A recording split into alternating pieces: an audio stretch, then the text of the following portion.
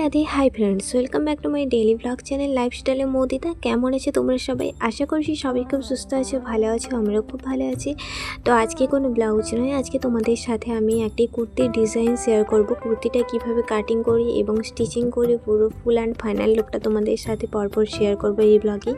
তো এখানে দেখো আমি একটা কুর্তি ফেব্রিক নিয়ে নিয়েছি, যেটা 4টা ফোল্ড করে আমি রেখে দিয়েছি। আর আমার সামনের দিকটাতে রয়েছে কাটা সাইড আর আমার দিকটাতে রয়েছে জোড়া সাইড। তো এখানে দেখো আমি প্রত্যেকটা মাপ স্ক্রিনে তোমাদের সাথে শেয়ার করছি যে কুর্তিটা কোন মাপের হবে আর কি। তো সেই মাপ অনুযায়ী আমি পুরোটা কমপ্লিট করছি। আর এখানে এই যে মাপ অনুযায়ী আমি মার্কিংগুলোও করে নিচ্ছি। এখানে দুটো পার্ট মানে ফ্রন্ট পার্ট এবং ব্যাক পার্ট একসাথে কাটিং করে নিচ্ছি। ফ্রন্ট পার্টের আর্ম হোলটা পরে আমি এটা কাটিং করা হয়ে গেলে সেট করে নেব। এই যে দেখতে পাচ্ছি এখানে আমি কোমরের মাপটা নিয়ে নিয়েছি, যেটার 32 সাইজ ছিল। 4 ভাগ করলে হয় 8 ভাগ এবং 3 ইঞ্চ এক্সট্রা। তো এইভাবে আমি পুরো কোমর পোর্শনটা রেডি করে নিলাম। এবার থাইয়ের মাপটা নিয়ে নিচ্ছি। এখানে দেখো 9 ইঞ্চ প্লাস 3 ইঞ্চ এক্সট্রা।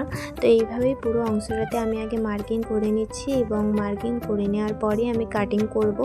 তো এরকম আরও সুন্দর সুন্দর অনেক জামার ডিজাইন পরপর তোমাদের সাথে আমি শেয়ার করব। তো তোমরা অবশ্যই আমার চ্যানেলটা তার জন্য সাবস্ক্রাইব করে রেখো আর সুন্দর সুন্দর ভিডিও পাওয়ার জন্য। আর এই তো মার্কিং করা হয়ে গেছে। এবার এক্সট্রা যে অংশটা রয়েছে আমি সেটা কাটিং করে বাদ দিয়ে দিচ্ছি। এই যে দেখো মার্কিং বরাবরই কিন্তু আমি এখানে কাটিংটা করে নিলাম। আর এই যে হাতাটা একদম শর্টসের ওপরে যাচ্ছে, একদম শর্টস হাতা যেটা থাকে সেই হাতাটা দেখতেই পারছো 3 ইঞ্চের একটি হাতার মাপ আর কি। তো এইভাবে পুরো হাতাটা আমি কাটিং করে নিলাম আর মাঝখানে ছোট্ট একটা কাট করে দিলাম, যখন জয়েন্ট করব অসুবিধা যাতে না হয়। এবারে চলো আমি পেপার পেস্টিং দিয়ে এখানে আমি নেক ডিজাইনটা করব।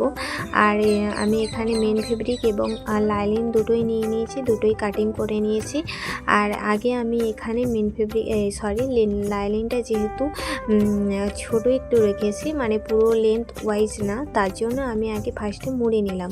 মুড়ে নেওয়া হয়ে গেছে। এবারে দেখো আমি এখানে এরকম করে সেট করে দিয়েছি। আর এই যে পিনগুলো নিয়ে নিয়েছি, এবারে আমি 4-5টা আগে সেট করে নিই ভালো করে। আর 4-5টা সেট করে নেওয়ার পর আমি এই যে লাইন ওয়াইজ এখানে এটা করে নেব। তারপরে আমি নেক লাইনটা ড্র করব। আর এখানে এটা ফ্রন্ট পার্টের জন্য আমি রেডি করছি। ব্যাক পার্টটাও তোমাদের সাথে শেয়ার করে দেবো এই ভিডিওতে। তো ভিডিওটা অনেকটাই লং, তোমরা পুরোটা দেখো, আশা করি তোমরা বুঝতে পারবে। আর স্কিপ করে গেলে কিন্তু অনেক কিছুই মিস করবে। এখানে ফ্রন্ট পার্ট পুরোটা আমার সেলাই করা হয়ে গেছে। এবারে এখানে দেখো ছোট্ট করে মাঝখানটাতে একটু কেটে দিলাম, যাতে আমি যেহেতু পেপার পেস্টিং দিয়ে কাজ করব মাঝখান বরাবর আর কি। আর এখানে আমি পেপার পেস্টিং নিয়ে চলে এসেছি আর আগে কাটিং করেও নিয়েছি পেপারটা। আর এটা হচ্ছে পুরোটাই একটা পান পাতা গলার ওপর যাচ্ছে। আর এখানে আমি পেপারের সাথে লাইলিনটা অ্যাটাচ করে নিয়েছি। দেখো লাইলিনটাতে তারপর ছোট ছোট করে কাটিং করে দিয়েছি পুরো 4-5টা।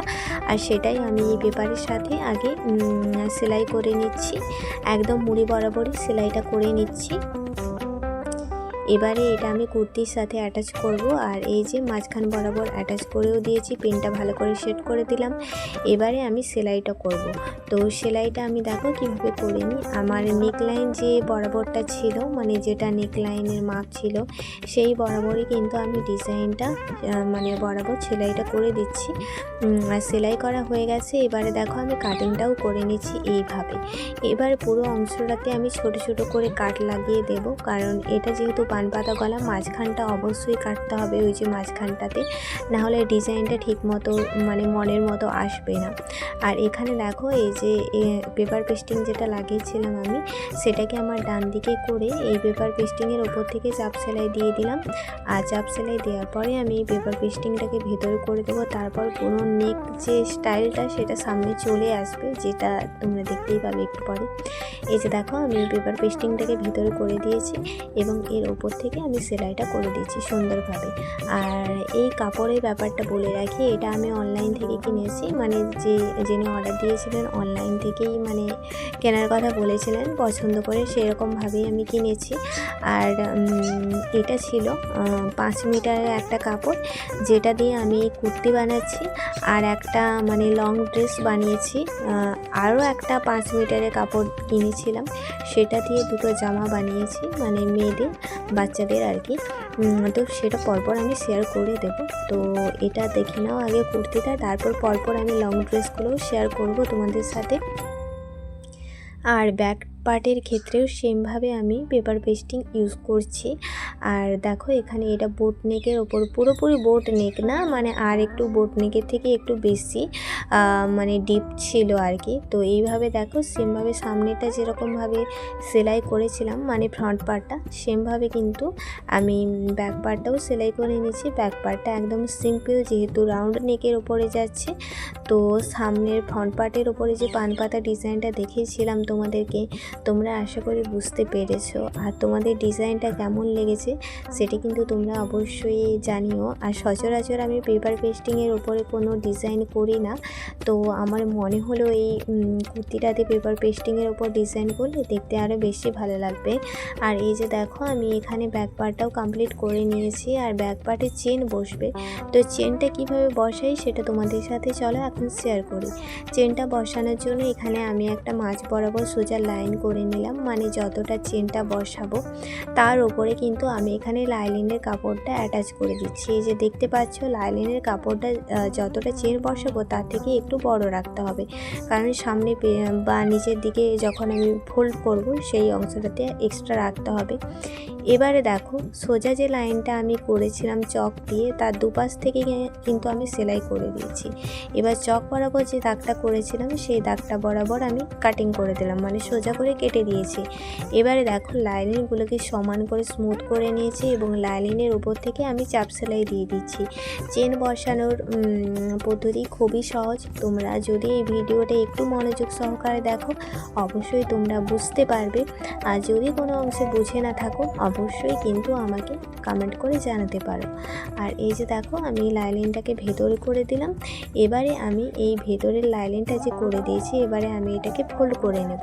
ফোল্ড করে নেওয়ার পর তারপর সেলাই করব। সেলাই করার পরেই আমি চেনটা সুন্দরভাবে বসিয়ে দেব।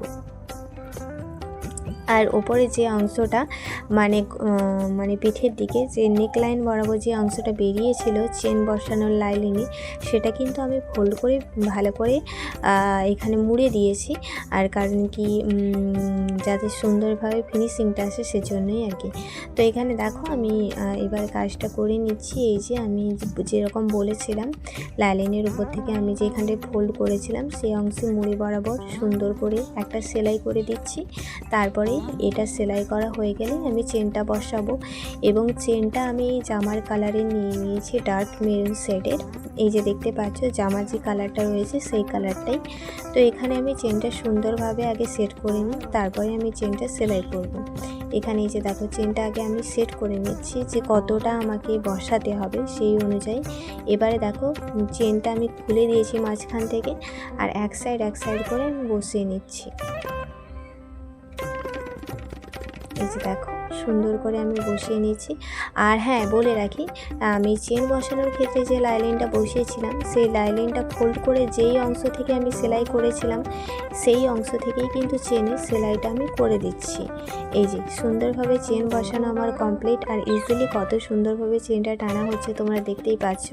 এবার কুর্তির নিচের দিকে আমি ফোল্ড করে সেলাই করে নেব। সেলাই করা হয়ে গেছে, এবার ফ্রন্ট পার্টের সাথে ব্যাক পার্টটা আমি অ্যাটাচ করে দিচ্ছি। এখানে পিনটা আগে সেট করে নিই, তারপরে আমি এই দুটো শোল্ডার জয়েন্ট করে দিয়েছি। এবারে আমি এই যে ফ্রন্ট পার্টের সাথে আমি একটু লেস দিয়ে ডিজাইন করব, না হলে একটু ফাঁকা ফাঁকা লাগছিল। তোমরা চাইলে ফ্রন্ট পার্ট ব্যাক পার্ট যখন সেলাই করবে মানে শোল্ডার অংশটা জয়েন্ট করবে সেই অংশ জয়েন্ট করার আগেই কাজটা করে নিতে পারো। আর যদি মনে হয় এরকম পুরো জামাটা রেডি করার পরে মানে ডিজাইনটা মানে লেসটা বসাতে পারো।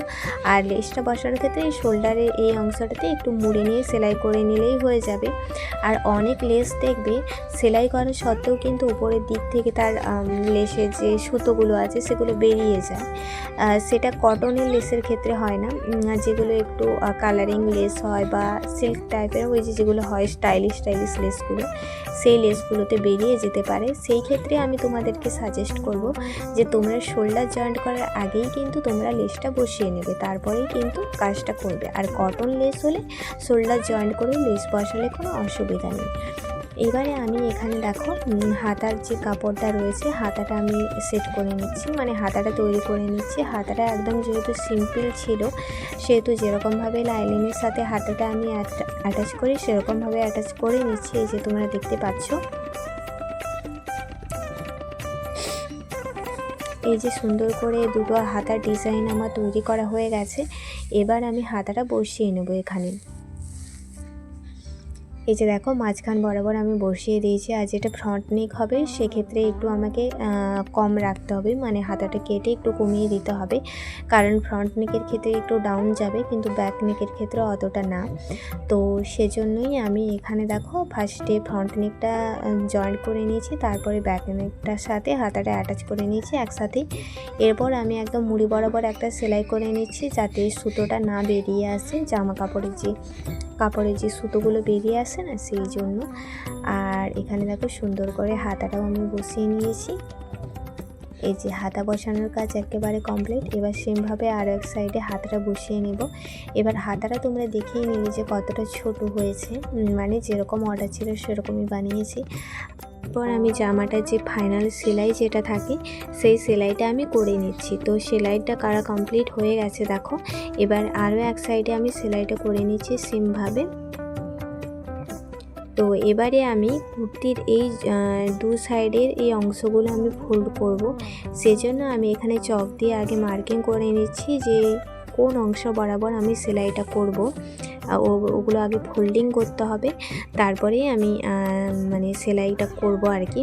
তো দেখো আগে ভালো করে আমি সেট করে নিচ্ছি। এই যে এখানে ডবল ফোল্ড করে নিলাম, ডবল ফোল্ড করে ওই দাগ বরাবর ফোল্ডটা করে নিলাম। এবার সেটা তোমাদের কুর্তির মাপ অনুযায়ী করতে হবে। আমার কুর্তির মাপ যেটা ছিল সেই কুর্তির মাপ অনুযায়ী আমি এখানে ফোল্ডটা করে নিচ্ছি। তো সেমভাবে ফোল্ড করে নেওয়ার পর পিনটা আগে সেট করে নিলাম, এরকমভাবে পুরোটা আগে ফোল্ড করে নেব, তারপরে আমি পিনটা সেট করে তারপরে আমি সেলাইটা করব। কারণ কি না হলে একটা ফোল্ড করলে অনেকটা সময়ও লেগে যায় আর তখন একটু অসুবিধাও হয় আমার ক্ষেত্রে যেটা। এবার তোমরা যেরকম করো তোমাদের সুবিধার্থে তোমরা অবশ্যই সেরকম করো। তো এইভাবে দেখো দুই সাইডে আমি আগে ফোল্ড করে নিলাম, এবারে আমি পিনটা সেট করে দিয়েছি, তারপরে আমি সেলাইটা করব।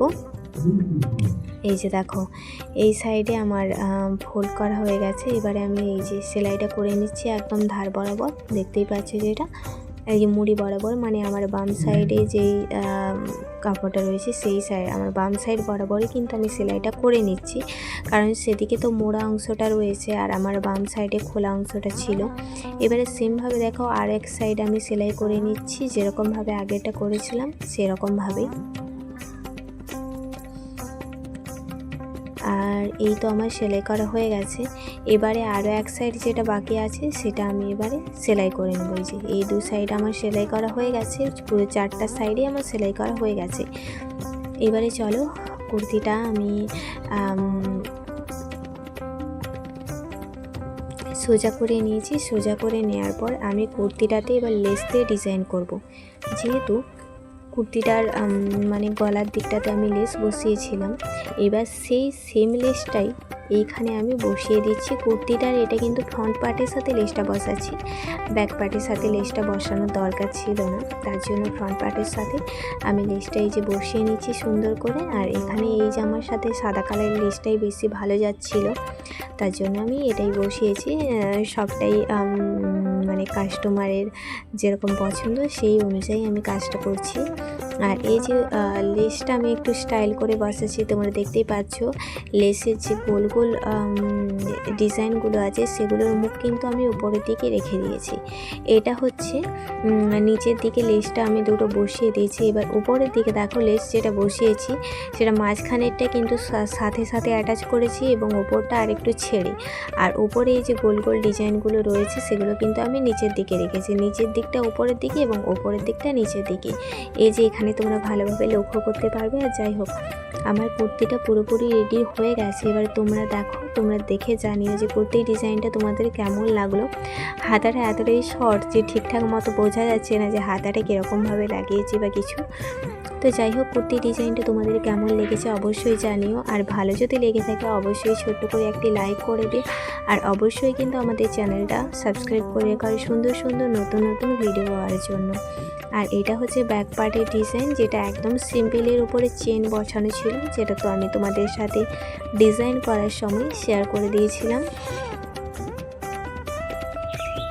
তো এরকম আরও নতুন নতুন ডিজাইনের অনেক জামা বা ব্লাউজের ভিডিও আসছে, তার জন্য অবশ্যই চ্যানেলটা সাবস্ক্রাইব করে রাধে রাধে।